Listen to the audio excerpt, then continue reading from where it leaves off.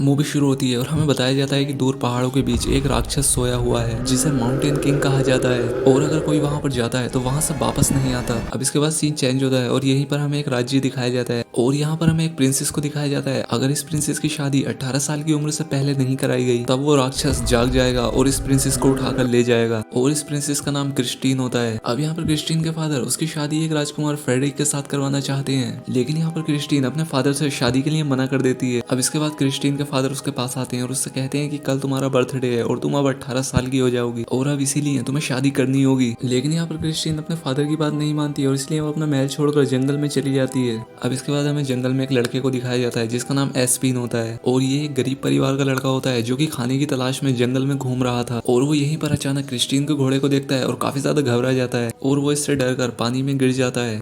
अब यहाँ पर क्रिस्टीन उसकी हेल्प करती है। अब यहाँ पर एस्पिन क्रिस्टीन से खाने के लिए पूछता है। अब यहाँ पर क्रिस्टीन काफी ज्यादा भूखी होती है और इसलिए वो एस्पिन का सभी खाना खा जाती है और यहाँ पर एस्पिन क्रिस्टीन को देखकर काफी हैरान होता है। अब इसके बाद क्रिस्टीन खाना खाकर यहाँ से जाने लगती है। अब जाते हुए एस्पिन क्रिस्टीन को अपना नाम बताता है और यहाँ पर क्रिस्टीन उसका शुक्रिया अदा करते हुए यहाँ से चली जाती है और उसको अपना नाम भी नहीं बताती। अब इसके बाद एस्पिन अपने घर वापस आता है और यहाँ पर उसके फादर उससे खाने का सामान मांगते हैं, लेकिन यहाँ पर एस्पिन के पास सिर्फ एक ही सेब बचा होता है। अब यहाँ पर एस्पिन के फादर उससे नाराज हो जाते हैं और इसके बाद वो अपने बाकी के 2 बेटों को जंगल में भेजते हैं ताकि वो जाकर खाना ला सकें। अब इसके बाद एस्पिन जब रात को अपने घर में बैठा होता है तो उसे ऐसा लगता है कि जैसे शायद आसपास कोई मॉन्स्टर है और वो यहाँ एक लकड़ी पर आग लगाता है और उसे चारों तरफ घुमाने लगता है और अब उस लकड़ी के घुमाने के चलते पूरे घर में आग लग जाती है, लेकिन फिर भी एस्पिन किसी तरह से बचकर वहां से बाहर आ जाता है। अब इसके बाद हमें दूसरी तरफ क्रिस्टीन को दिखाया जाता है जो कि रात में जंगल में घूम रही होती है। तभी इसको यहाँ पर किसी के होने का एहसास होता है। अब यहाँ पर क्रिस्टीन का घोड़ा डर जाता है और उसको गिराकर यहाँ से भाग जाता है और तभी यहाँ पर एक बहुत ही बड़ा मॉन्स्टर आता है और अपने साथ क्रिस्टीन को ले जाता है। और अब दूसरी तरफ जब एस्पिन के फादर अपने घर आते हैं तो वो पाते हैं कि अब उनका पूरा घर जल चुका था। अब ये सब देखकर एस्पिन के फादर काफी ज्यादा परेशान हो जाते हैं और एस्पिन इन्हें बताता है कि ये सब एक मॉन्स्टर की वजह से हुआ है और मैंने उस मॉन्स्टर को देखा है। अब इसके बाद फ्रेडरिक अपने साथियों के साथ क्रिस्टीन को ढूंढने के लिए आता है और एस्पिन से उसके बारे में पूछता है और ये सब लोग उसे नामे जवाब देते हैं। अब यहाँ पर एस्पिन समझ जाता है कि वो कल जिस लड़की से मिला था वो प्रिंस क्रिस्टीन थी। अब इसके बाद जब फ्रेडरिक एस्पिन से पूछता है तो वो घबरा जाता है। अब क्योंकि यहाँ पर फ्रेडरिक को एस्पिन पर शक हो जाता है, वो यहाँ पर एस्पिन के गले पर तलवार रखते हुए कहता है कि मुझे जल्दी से क्रिस्टीन के बारे में बताओ। अब यहाँ पर एस्पिन फ्रेडरिक से पूछता है कि तुम क्रिस्टीन का क्या करोगे। अब यहाँ पर फ्रेडरिक कहता है कि मैं क्रिस्टीन से शादी करूंगा और उससे शादी करके उसका महल को अपना बना लूंगा और इसके बाद मैं उसे मार दूंगा और जो भी उसे ढूंढने में मेरी हेल्प करेगा मैं उसे इनाम दूंगा। अब फ्रेडरिक के जाने के बाद एस्पिन के फादर अपने दोनों बेटों को कुछ पैसे देते हैं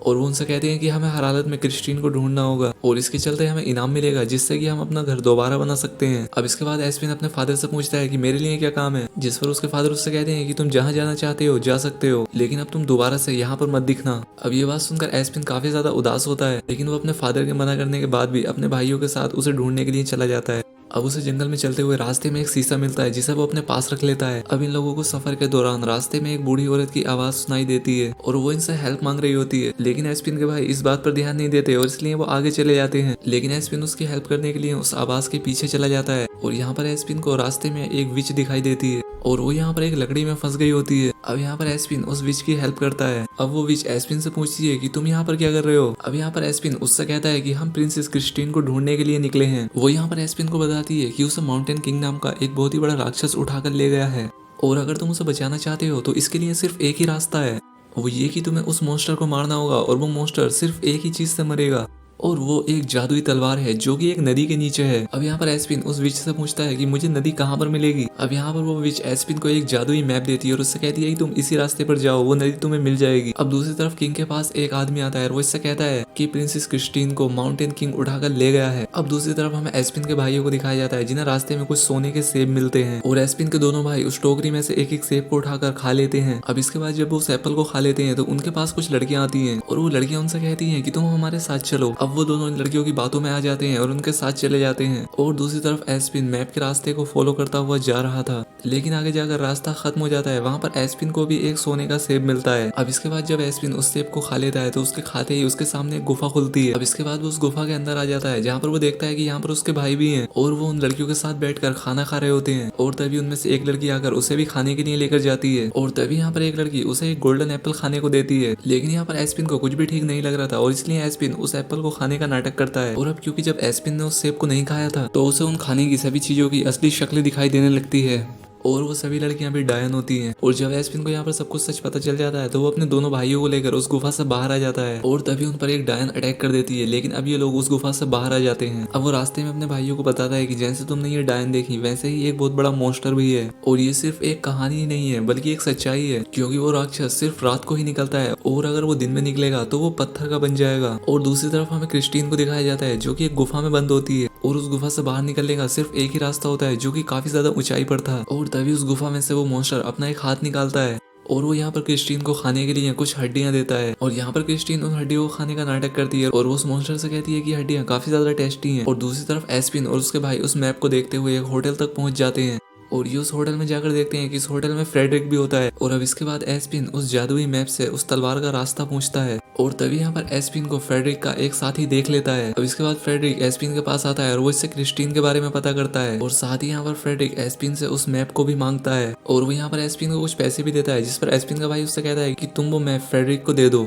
लेकिन यहाँ पर एस्पिन फ्रेडरिक को वो मैप देने से मना कर देता है। अब इस बात से फ्रेडरिक को गुस्सा आ जाता है और इसके बाद एस्पिन टेबल पर रखा खाना फ्रेडरिक के मुंह पे मारता है और यहाँ पर इन दोनों के बीच काफी ज्यादा फाइट होने लगती है। और तभी फ्रेडरिक का पांव एक आदमी के खाने पर पड़ता है और इस बात से उस आदमी को बहुत गुस्सा आता है और इससे वो फ्रेडरिक को दूर फेंक देता है। और इस बात का फायदा उठाते हुए एस्पिन और उसके भाई इस होटल से भाग जाते हैं। लेकिन अब फ्रेडरिक और उसके साथी इन तीनों भाइयों का पीछा करते हुए उनके पीछे आने लगते हैं। और अब यहाँ पर एस्पिन और उसके भाई एक खाई तक पहुंच जाते हैं और अब यहाँ से आगे जाने का कोई भी रास्ता नहीं होता। और अब यहाँ पर एस्पिन और उसके दोनों भाई इस खाई में कूद जाते हैं। अब यहाँ पर एस्पिन का भाई उससे लड़ता है, वो कहता है कि ये सब तुम्हारी वजह से हो रहा है और अब फ्रेडरिक भी हमारा दुश्मन बन चुका है। और अब इस बात पे एस्पिन और उसके भाई का झगड़ा हो जाता है, लेकिन इनका दूसरा भाई इन दोनों के झगड़े को रोक देता है। अब इसके बाद वो एस्पिन से मैप लेकर आगे बढ़ने लगते हैं और तभी रास्ते में एस्पिन को एक भालू की खाल मिलती है। वो उस खाल को अपने पास रखना चाहता था लेकिन उसके भाई इससे ऐसा करने से मना करते हैं। इसके बाद एस्पिन और उसके दोनों भाई एक जगह पर पहुंच जाते हैं और इस जगह पर बहुत सारा कोहरा होता है और इन्हें यहाँ पर कुछ भी नजर नहीं आ रहा होता है। अब यहाँ पर एस्पिन इस बात की परवाह ना करते हुए आगे बढ़ जाता है और यहाँ पर एस्पिन और उसके दोनों भाई अलग हो जाते हैं। अब यहाँ पर एस्पिन के दोनों भाई जैसे ही उससे अलग होते हैं यहाँ पर फ्रेडरिक और उसके साथी उन्हें पकड़ लेते हैं और वो इनसे एस्पिन के बारे में पता करते हैं, जिस पर एस्पिन के दोनों भाई इससे झूठ बोलते हैं। वो कहते हैं कि वो मर चुका है और अब दूसरी तरफ एस्पिन को वो नदी मिल जाती है और अब वो इस नदी में से उस तलवार को बाहर निकाल लाता है। अब इसके बाद जब वो उस तलवार को लेकर बाहर आता है तो यहाँ पर उसे उसके भाई मिलते हैं जिनको फ्रेडरिक ने पकड़कर बांध दिया था और अब फ्रेडरिक के पास वो मैप भी होता है। अब इसके बाद एस्पिन उस भालू की खाल पहनकर उनको डराने के लिए जाता है और इससे वो सभी लोग डर जाते हैं। लेकिन यहाँ पर भालू की खाल पहनने के चलते एस्पिन को कुछ भी नजर नहीं आ रहा था और अब इसके चलते वो नीचे गिर जाता है और अब यहाँ पर फ्रेडरिक को पता चल जाता है कि यही एस्पिन है। और अब यहाँ पर फ्रेडरिक एस्पिन से उस माउंटेन किंग तक पहुंचने का रास्ता पता करता है। अब यहाँ पर एस्पिन उससे पूछता है कि तुम क्रिस्टीन को बचा कर क्या करोगे।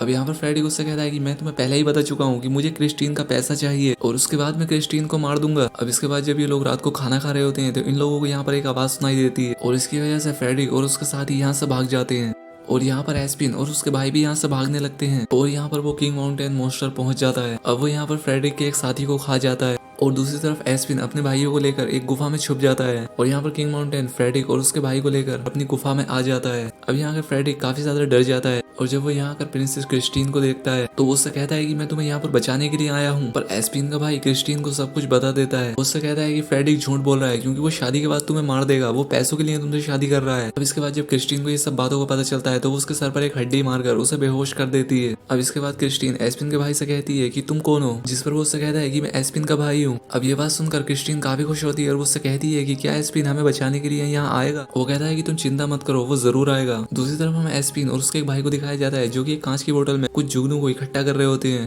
और वो इन्हें लाइट की तरह इस्तेमाल करते हैं। अब वो लोग उस राक्षस की गुफा तक पहुंच जाते हैं। अब यहाँ पर इन्हें बहुत सारे रास्ते दिखाई देते हैं और इनमें से ये एक रास्ता लेकर वहां पर चलने लगते हैं। अब जब ये लोग उस रास्ते पर चल रहे होते हैं तब एस्पिन का पैर एक होल में फंस जाता है और वो उस होल में अपनी तलवार के सहारे अटक जाता है और उसी होल के अंदर से उसे अपना भाई और क्रिस्टीन नजर आते हैं। अब इसके बाद एस्पिन उन्हें एक रस्सी की मदद से ऊपर खींच लेता है और इस तरह से वो उन दोनों को यहाँ से बचा लेता है। अब इसके बाद जब ये लोग उस गुफा से बाहर आने लगते हैं तो रास्ते में वही किंग माउंटेन सो रहा होता है।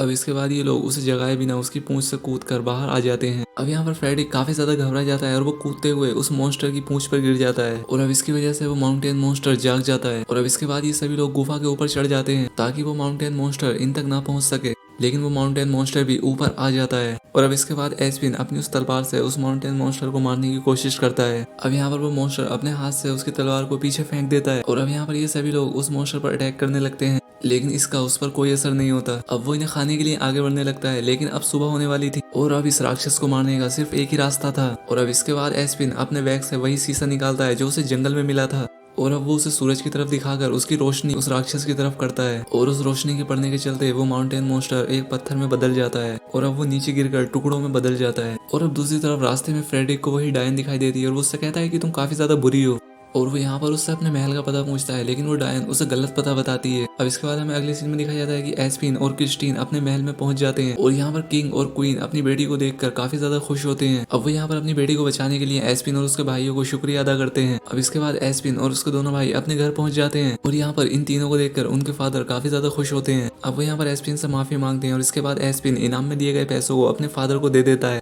और अब इससे वो काफी ज्यादा खुश होते हैं। और अब इसके बाद ये लोग अपना घर फिर से बनाने लगते हैं और तभी यहाँ पर क्रिस्टीन भी पहुंच जाती है और अब यहाँ पर क्रिस्टीन एस्पिन को अपने साथ लेती है और जंगल में घूमने के लिए चली जाती है। और दूसरी तरफ हमें फ्रेडरिक को दिखाया जाता है जो कि उस डायन के गलत रास्ता बताने के चलते जंगल में खो गया था। और इसके बाद यहीं पर फ्रेडरिक को वो सोने का सेब मिलता है और इसके बाद वो तुरंत उस एप्पल को खा लेता है और यहाँ पर फिर से वो लड़कियां आती हैं और फ्रेडरिक को अपने साथ ले जाती हैं और ये लड़कियां वही डायन होती हैं। और इसी के साथ ये मूवी यहाँ पर एंड हो जाती है। दोस्तों अगर आप इस वीडियो का पार्ट 2 देखना चाहते हैं तो हमें कमेंट करके जरूर बताएं। तो आज के लिए बस इतना ही, मिलते हैं हमारी नेक्स्ट वीडियो में।